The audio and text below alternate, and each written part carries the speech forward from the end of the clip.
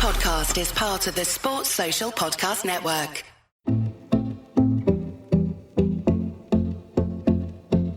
The name Alice Deering will forever go down in the TeamGB history books. She isn't going to be the last, but she'll always be the first black woman to swim for Britain at an Olympic Games. Alice also co-founded the Black Swimming Association with the aim of diversifying the sport she loves, while encouraging everyone to learn a basic life skill. Now, after 19 years, aged 27, she's definitely not retiring, but just stepping away from the day-to-day life of a competitive swimmer. And it comes as UK Sport, the UK Sports Institute and British Elite Athletes Association are teaming up to increase their engagement with Britain's Olympic and Paralympic athletes to help them prepare for their life beyond a funded programme. I'm John. And I'm Michael, and this is an Anything But Footy special with Alice Deering, in her own words. Thank you for having me, firstly, but I am announcing that I am finishing, done, moving on from competitive swimming. I've been in competitive swimming, elite swimming, since I was 8 years old. I'm just trying to do the maths real quickly, I really should know it, but it's about 19 years that I've spent being a swimmer, being an elite athlete, 10 years on the British senior international teams. And yeah, just on the eve of my 27th birthday, I'm finishing with competitive swimming. What has brought you to this point then today?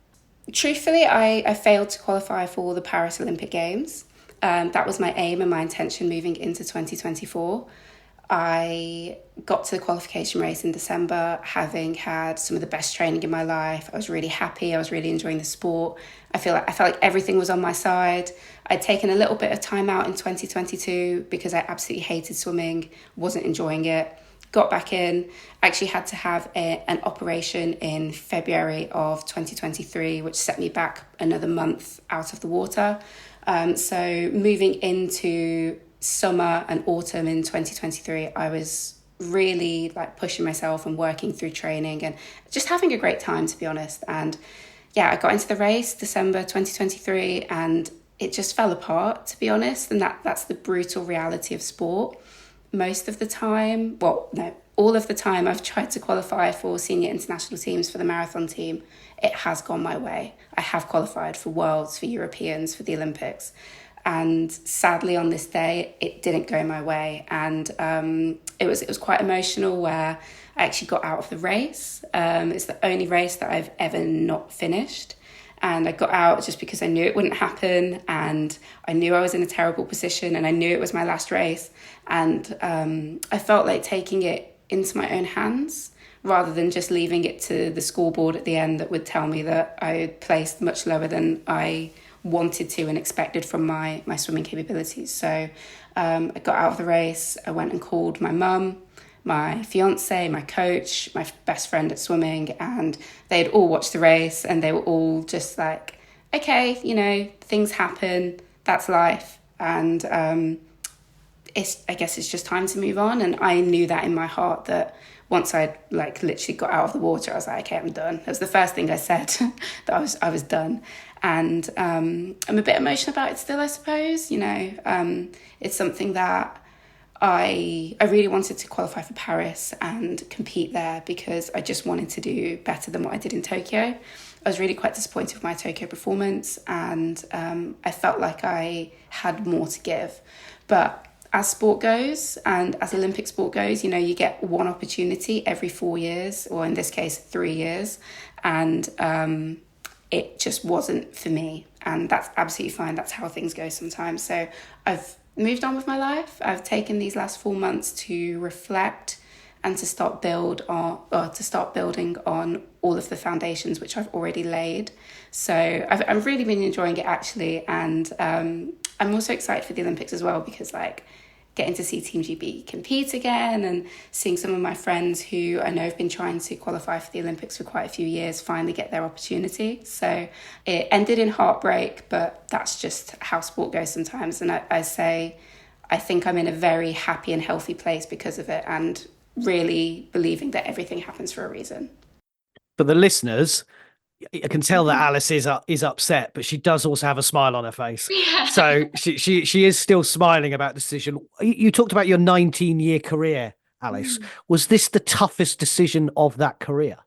No, I think it was actually the easiest, ironically. For me, it was really Paris or nothing, and it just so happens to be nothing.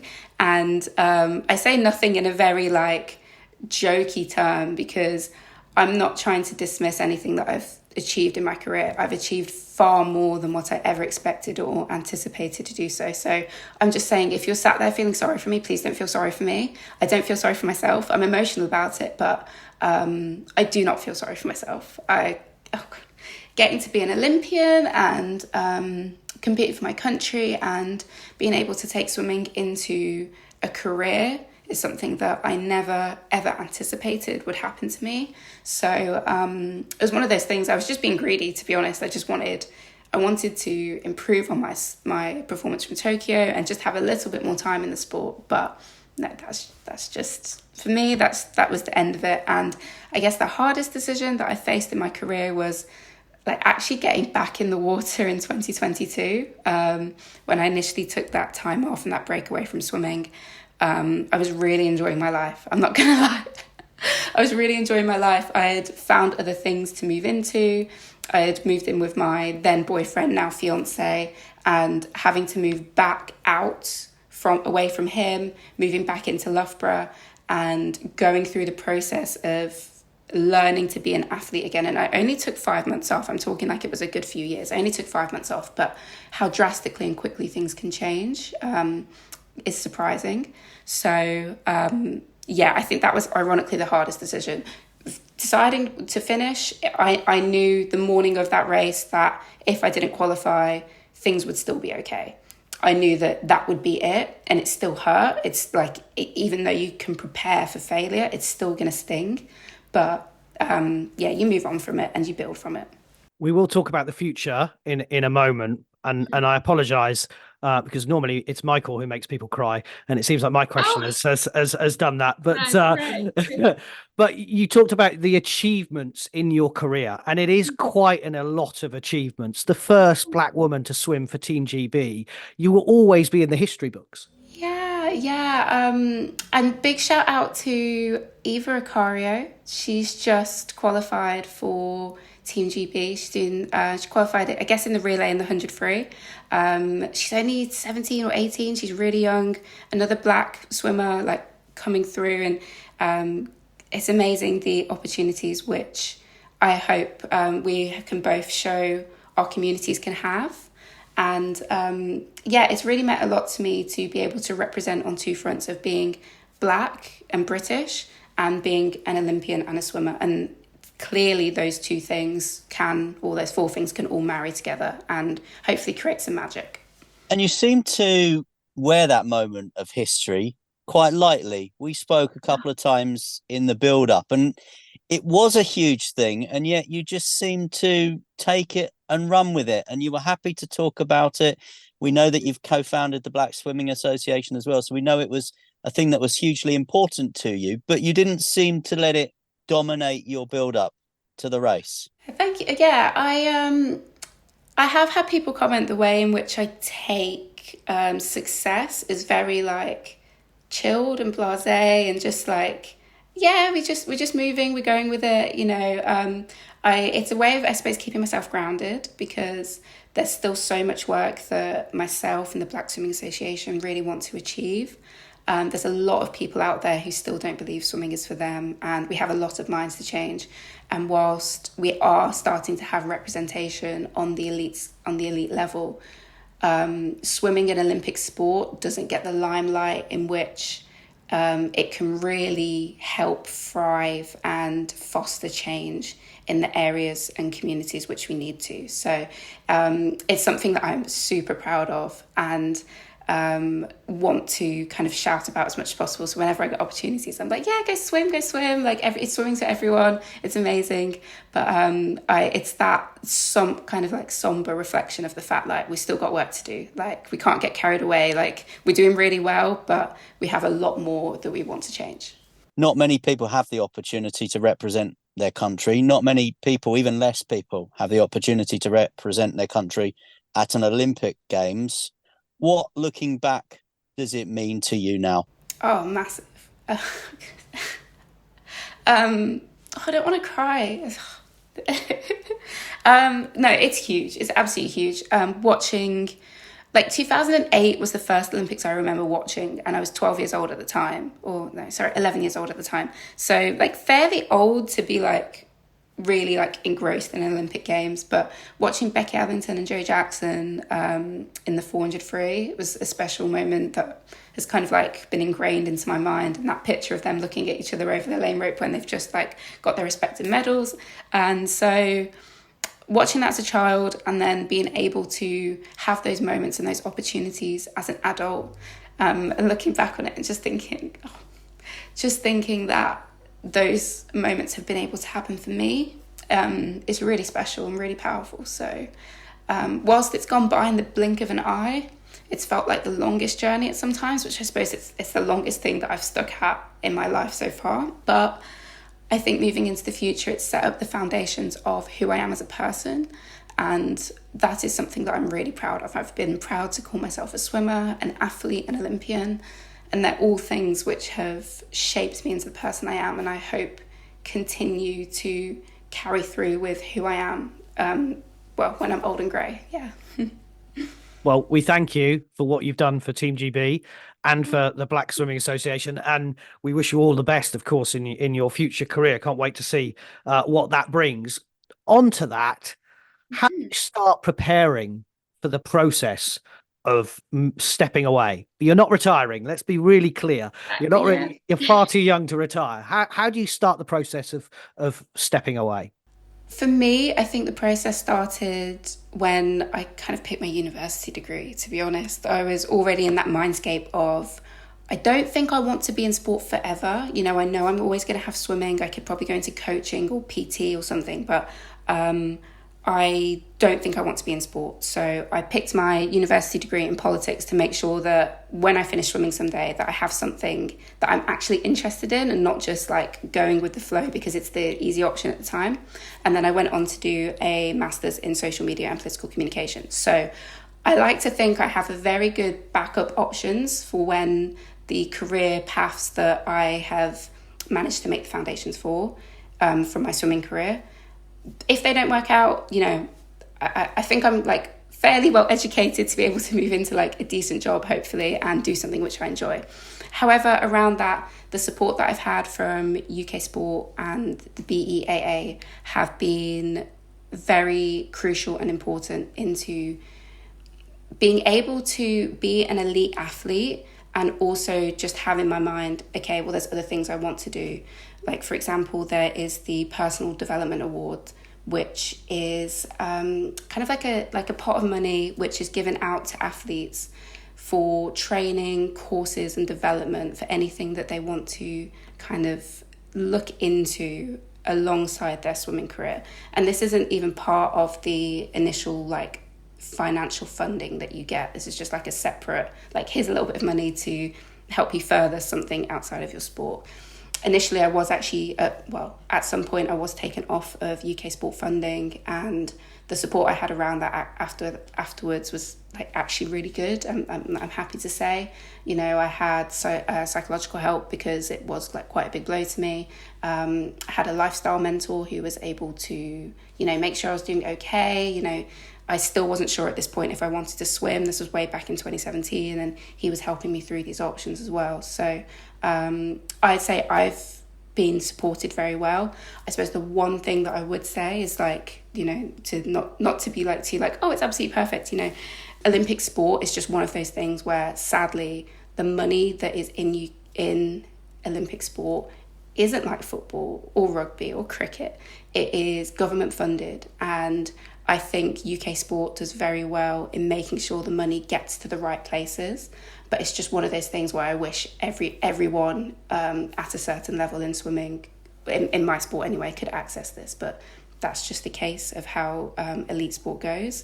But I've been very fortunate to say that it's worked very well for me and working very well for all of the swimmers who are involved within it. Yeah, because I think a recent survey has said of athletes that the British Elite Athletes Association has taken that only 40% agreed that they would feel prepared to step down, and 45% would know who to turn to. So I think your message is clear. Here are the people you need to go and talk to. Yes, please. If you're part of this elite athlete group that I'm talking about, and again, this is a really specific niche thing, but there are people you can speak to, I promise. I mean, I started off with my physiotherapist, speaking to her firstly because I indicated that I was unhappy one time, and she pulled me aside and was like, "Are you okay?" And I was like, "I don't think I'm okay." And this is how this conversation started. So I promise you, especially within like the national centres and governing bodies, there are people who are looking out for you and want to see you succeed beyond your sport. You know, I think it's telling for a sport and for a NGB that, yeah, it's amazing getting Olympic medals. Obviously, that is the aim of the NGBs. But who do these athletes become afterwards? What do they go on to do? Are you going on to be a coach and helping other people win? Or are you sat in one of the big four and like absolutely killing it on the corporate front or something?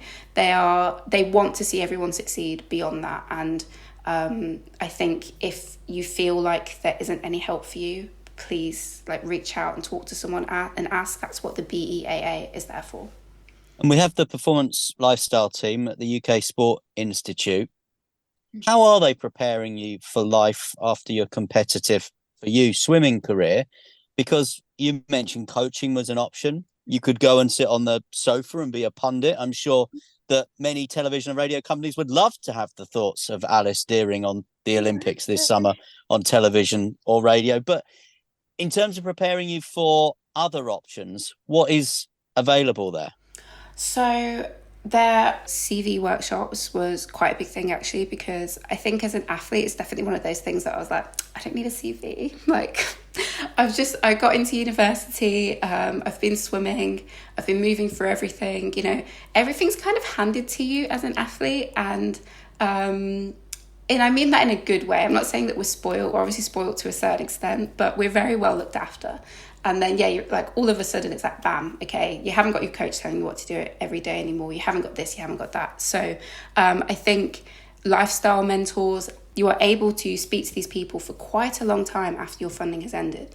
And I please implore people, reach out and get that help, because I'm already 4 or 5 months out of my swimming career, finished with competitive swimming, and it's gone very quickly. And I've been very fortunate to be able to set up my foundations with, you know, my agent, with UK Sport and everyone who has helped me get there. But I'm aware there are a lot of people who haven't had these opportunities. So yeah, reach out to people, start looking at your CV if you want to go into something that way. Obviously, you've still got the Olympics to think about, so, you know, it's not your priority right now. But start having those conversations, look into the workshops which the BEAA are offering. And also, just quickly, there is an app which the BEAA have set up, a kind of a community social media space which athletes from, I think, I can't remember where it goes back to. I think it goes back to 1950 or something, from the 1950 something Olympics all the way up to Paris and then beyond, where we can all connect with each other. And you'd honestly be so surprised at how much who you know matters in life. I'm speaking to athletes with this logic. I'm sure a lot of people are aware of this as it is. But just being the connections through your sport to other sports, to people who are established in an industry that would love to have your work ethic and your ideals in their company as well. So don't be afraid to use those connections where possible. Final question then from me, Alice. When you talk about building networks, you talk about CV workshops, there are huge transferable skills from someone in your position who was an elite sports person into going into industry, into business, into any other high-performing organisation that's maybe not necessarily sport. Yeah, I mean, a high percentage of CEOs are former athletes or former elite athletes to at least a regional or national standard. And the skills that you foster and implement over years of hard work and dedication are massively applicable into working life, whatever that working life may be. To know that someone has been able to dedicate themselves to a craft for this long and to hone and refine their skills are things which employers are really interested in. I have many conversations, and when I've told people recently that I've been stepping away from swimming, you kind of see the like, oh, what are you looking at next? And I explain like, oh, I want to do a bit of this, bit of that. I want to still keep doing what I've been doing basically, but without the competitive swimming aspect, and lean more into, hopefully some broadcast journalism, hopefully setting up something which can get more and more people into swimming, continuing my work with the BSA. And they're like, oh, okay, well, if you ever need anything, if you ever want to have a conversation around working with us, let us know. And it's a basic saying, the amount of job offers that I've had just because I've been like, oh, I'm an Olympian, or oh, I've swam for Britain and I've done this and I've done that it's absolutely astounding. And again, it's a very, very niche, but those of us that are privileged enough to call ourselves Olympians, it really does mean something. And it's actually something that I've kind of only just been learning over the last year or so, that it really does have weight. And I know it sounds very spoiled, very short-minded and very arrogant, and I'm not saying it doesn't matter, but I think as an elite athlete, when you're in this mindset, it's like, yes, I've qualified for the Olympics, but where did I come? Did I medal? Oh, that person did better than me, so that they're better than me because they, etc., etc. We really get into this mindset of kind of putting ourselves down, and you do need that as an athlete. It's very natural. You want to be better and you want to be the best, but reflection and understanding of how far you've came and what you've achieved is also so important. So never belittle yourself or put yourself down, because competing for your country is a very, very cool thing to be able to claim. Well, Alice, as I said earlier, you've achieved so much in your career already. It sounds like there's going to be so much more to come. Michael and I better watch out on the broadcast journalist front, but we wish you a huge amount of success, and please stay in touch with Anything But Footy, and thank you for talking to us. Will do. Thank you so much, and thank you for having me. Sports Social Podcast Network.